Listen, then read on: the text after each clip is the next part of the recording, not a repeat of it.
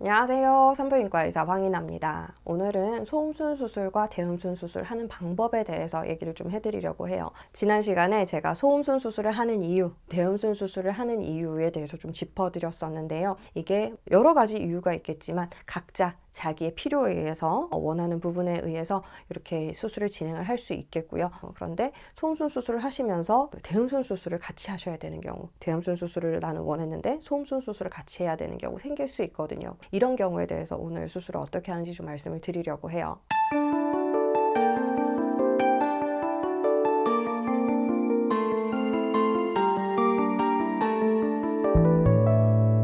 소음순 수술을 하는 방법, 대음순 수술을 하는 방법 각자에 대해서는 제가 영상에서 많이 언급을 했었는데요. 같이 하는 경우가 상당히 많은데 같이 하는 경우에 대해서 얘기를 한 적은 없는 것 같아서 오늘은 그 얘기를 드리려고 합니다. 소음순 수술과 대음순 수술을 같이 하는 경우는 굉장히 많거든요. 소음순 수술만 하시는 경우는 있지만 대음순 수술만 하시는 경우는 별로 없는 것 같아요. 대음순 수술을 하면서 아무래도 대음순이 처짐이나 볼륨 개선이나 이런 것들을 시키다 보면 소음순이 아무래도 더 많이 노출될 수밖에 없고요. 처짐을 개선시키려고 이제 대음순을 좀 리프팅을 시켜서 만들어준다 하더라도 소음순이 좀 튀어나온다든지 어두운 색깔이 커버가 안 된다든지 이런 경우가 많기 때문에 대음순 수술을 할 때는 거의 대부분 소음순 수술을 병행을 하는 것 같아요. 그래서 이렇게 대음순 수술과 소음순 수술을 같이 진행하는 경우에는 저는 순서적으로 봤을 때는 대음순 수술을 먼저 합니다. 그리고 나서 이제 대음순의 상태에 따라서 소음순 수술을 어느 정도 범위를 할 것인가를 결정해서 진행을 해요.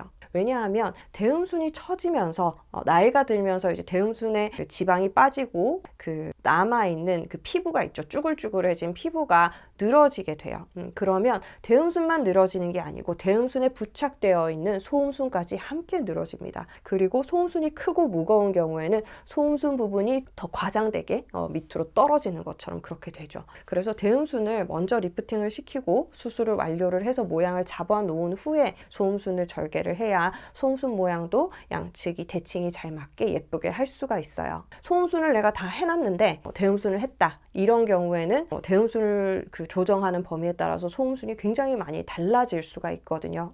대음순과 소음순은 항상 이거 따로 저거 따로라고 생각하시는 분들이 많은데요. 소음순은 대음순에 붙어 있습니다. 대음순 피부가 얼마나 처지는지, 소음순이 대음순을 얼마나 끌어당기는지에 따라서 이런 포지션이 결정이 돼요. 그래서 많은 분들이 이제 소음순 수술을 하고 나서 다시 길어졌어요 라고 얘기를 하시는데요. 소음순은 소음순 자체로 막 길어지는 이런 기관은 아니에요. 이게 자라는 기관이 아니잖아요. 그런데 그렇게 느끼시는 이유는 대음순 쪽에 피부가 너무 흐물흐물해지거나 나이가 들면서 처짐이 시작이 되거나 체중을 많이 감량을 하면서 그렇게 됐다. 볼륨이 너무 많이 빠졌다. 그래서 쭈글쭈글한 피부만 남았다 하실 경우에는 소음순이 정말 길어지듯이 밖으로 더 많이 돌출되는 일이 생기게 됩니다. 제가 수술을 했던 환자분들 중에서는 그런 일이 많이 있지는 않았는데요. 한 3, 4년 전에 수술을 하셨던 분이 찾아오셨어요. 이분은 왼쪽만 비대가 심해서 오른쪽은 굉장히 작았거든요. 그래서 나는 왼쪽만 수술을 하고 싶어요 해서 왼쪽을 오른쪽에 맞춰서 수술을 해드렸는 케이스였어요. 한번 하고 나서 그래도 나는 왼쪽이 조금 더 긴 것 같다. 더 줄여달라 해서 오른쪽보다 제가 사이즈를 좀 더 줄여드렸거든요.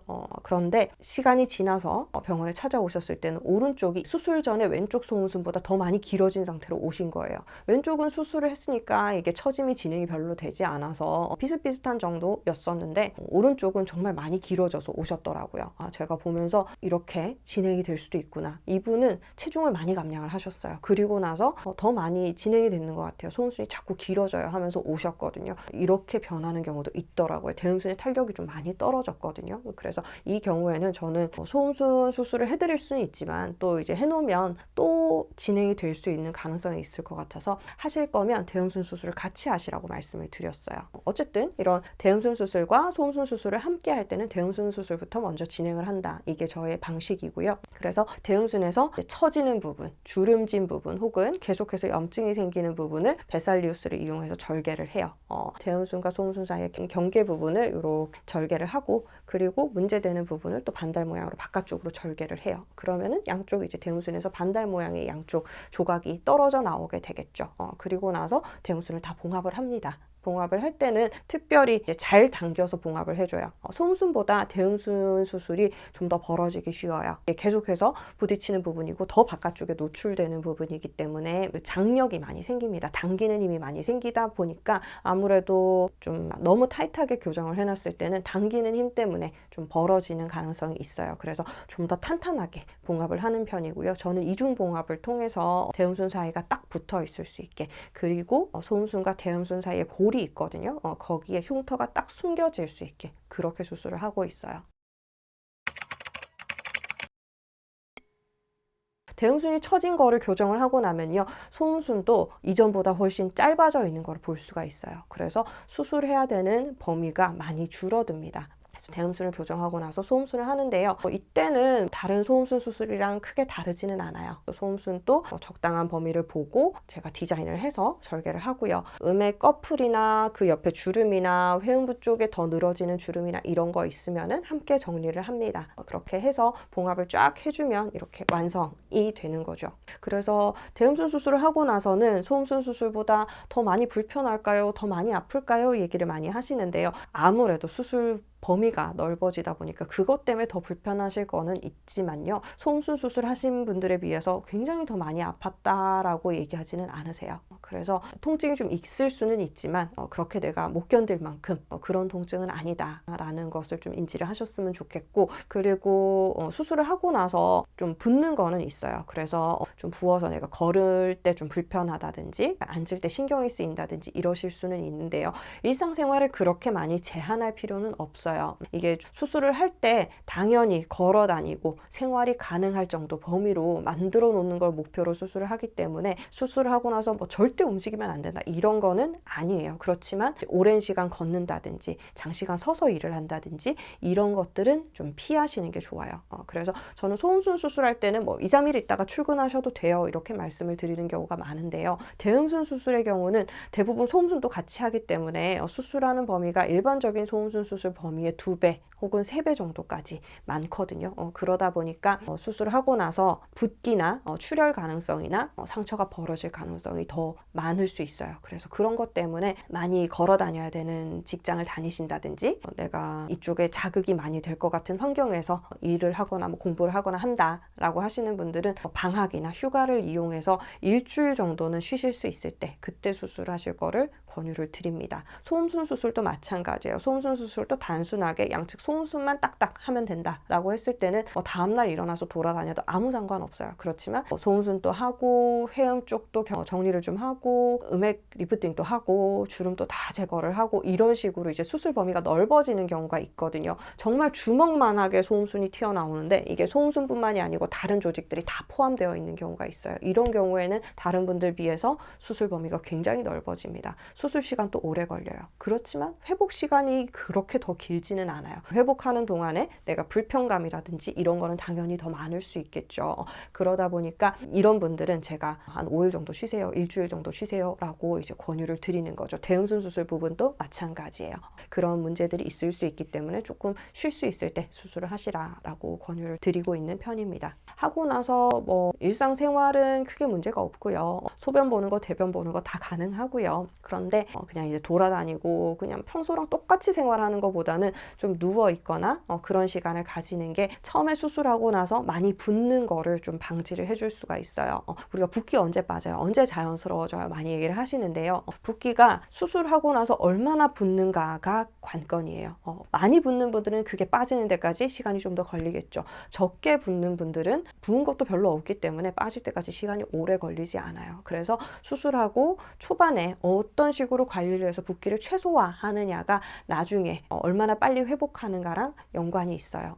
초반에 우리가 생각하는 거는 첫 번째, 다시 출혈이 없게 만드는 거. 그래서 이제 압박을 해서 재출혈을 막는 거. 이게 중요한 부분이고요. 그리고 하나는 상처가 잘 붙는 거. 상처가 떨어졌다가 다시 재봉함을 했다가 이런 식으로 반복이 돼버리면요. 회복 기간이 2배, 3배로 늘어납니다. 그래서 그게 굉장히 중요하고요. 또 한 가지는 그래도 좀 덜 아프게, 덜 붓게 만드는 거. 그게 이제 회복의 핵심이에요. 그래서 별다른 문제가 생기지 않는 거는 출혈이 제일 우선이긴 한데요. 그런 것들은 이제 수술을 하면서도 잘 처리를 할 것이고, 그리고 압박을 하루 이틀 해주게 되면 이후에 출혈 가능성은 많이 줄어들어요. 그런데 내가 일주일 동안 전혀 생활을 안 하다가 일주일째 너무 멀쩡해서 뭐 밖에 나가서 뭐 3시간을 걸었다 이러면은 일주일 후에도 재출혈이 생길 수 있습니다. 그러니까 너무 무리한 움직임, 평소처럼 운동하는 거, 이런 것들은 이제 회복 기간에는 피해 주셔야 되고요. 실밥 제거를 하는 게 뭐 병원마다 다를 수 있겠지만 저는 일주일에서 열흘 사이에 대부분 실밥 제거를 해드리거든요. 이때 지나면 그래도 상처가 완전히 단단하게 잘 붙으면 생활하는 것이 크게 문제가 없겠지만, 그런 분들 중에서도 실밥을 뽑고 나서도 이게 단단하지 않고 약간 약하거나 그 연결이 흐물흐물하신 분들이 있어요. 이런 분들은 저역을 더 하시라든지 어떤 주의점을 말씀을 드리고 있어요. 그러면 그 기간만 관리를 좀 잘 해주시면 한 달 뒤에 경과를 봤을 때는 훨씬 좋아져 있는 것을 볼 수 있습니다. 그래서 소음순 수술, 대음순 수술 걱정을 많이 하시는데요. 하는 방식은 의사가 고민할 부분이에요. 간단하게 하는 경우도 있고, 환자분 상태에 따라서 좀 복잡한 것들을 많이 해야 될 그것도 있겠지만, 보통은 수술 같이 하시면 저는 1시간 반에서 2시간 정도 소요를 말씀을 드리고요.